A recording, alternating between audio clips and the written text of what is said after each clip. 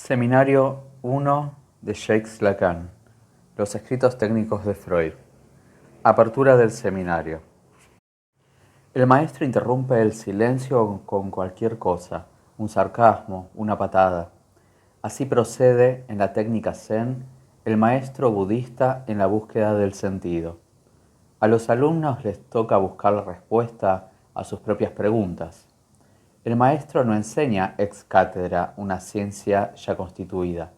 Da la respuesta cuando los alumnos están a punto de encontrarla. Esta enseñanza es un rechazo de todo sistema. Descubre un pensamiento en movimiento que, sin embargo, se presta al sistema, ya que necesariamente presenta una faz dogmática. El pensamiento de Freud está abierto a revisión. Reducirlo a palabras gastadas es un error. Cada noción posee en él vida propia. Esto, precisamente, es lo que se llama dialéctica.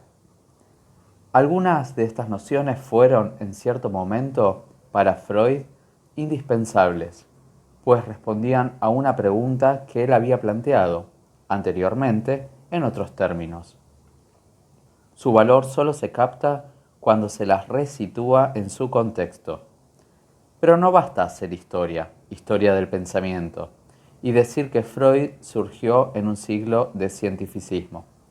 En efecto, con la interpretación de los sueños, es reintroducido algo de esencia diferente, de densidad psicológica concreta, a saber, el sentido. Desde el punto de vista cientificista, Freud pareció entonces coincidir con el más arcaico pensar, leer algo en los sueños. Retornó luego a la explicación causal, pero cuando se interpreta un sueño, estamos siempre de lleno en el sentido. Es la subjetividad del sujeto, sus deseos, su relación con su medio, con los otros, con la vida misma, lo aquí cuestionado. Nuestra tarea aquí es reintroducir el registro del sentido, registro este que debe ser reintegrado a su nivel propio. Brooke, Ludwig, Helmholtz, Dubois-Reymond habían constituido una especie de pacto de fe. Todo se reduce a fuerzas físicas, las de atracción y las de repulsión. Cuando se eligen estas premisas, no hay razón alguna para abandonarlas. Si Freud las abandonó, fue por haber confiado en otras. Osó atribuir importancia a lo que le ocurría a él, a las antinomias de su infancia, a sus trastornos neuróticos, a sus sueños.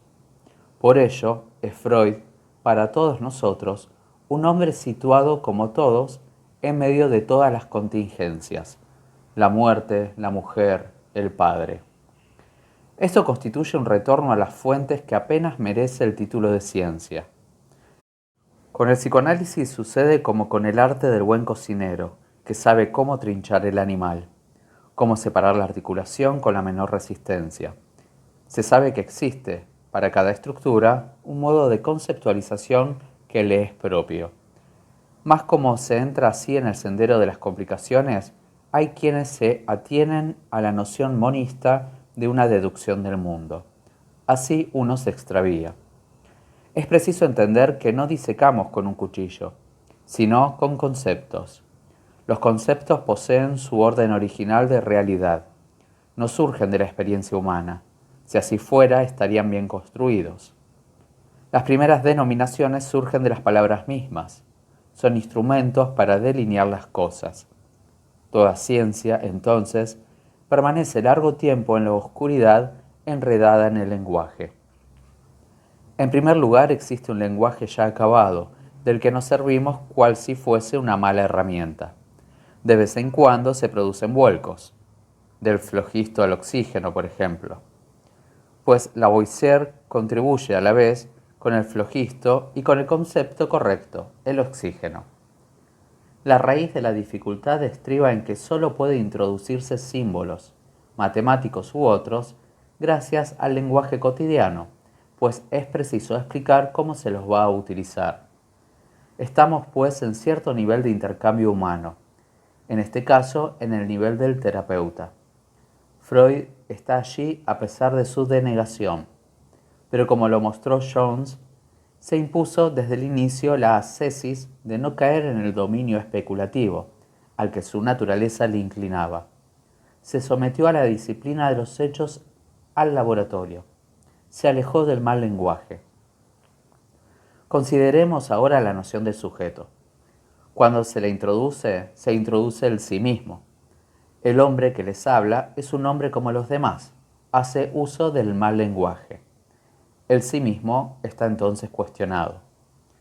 Así Freud sabe desde el comienzo que solo si se analiza progresará en el análisis de los neuróticos. La importancia creciente actualmente atribuida a la contratransferencia implica el reconocimiento de que en el análisis no solo está el paciente, hay dos, y no solamente dos. Fenomenológicamente, la situación analítica es una estructura, es decir, que solo gracias a ella son aislables, separables ciertos fenómenos. Es otra estructura, la de la subjetividad, la que crea en los hombres la idea de que pueden comprenderse a sí mismos. Ser neurótico puede, pues, ser útil para llegar a ser un buen psicoanalista, y al comienzo esto le sirvió a Freud. Producimos sentido, contrasentido, sin sentido, como Monsieur Jourdain su prosa. Aún hacía falta encontrar allí los lineamientos de la estructura. También Jung, maravillándose, redescubre en los símbolos de los sueños y de las religiones ciertos arquetipos propios de la especie humana. Esta también es una estructura, pero distinta a la estructura analítica. Freud introdujo el determinismo peculiar de esta estructura. De allí la ambigüedad presente por doquier en su obra. El sueño, por ejemplo, ¿es deseo o reconocimiento del deseo? O más aún, el ego es, por un lado, un huevo vacío diferenciado en su superficie por el contacto con el mundo de la percepción,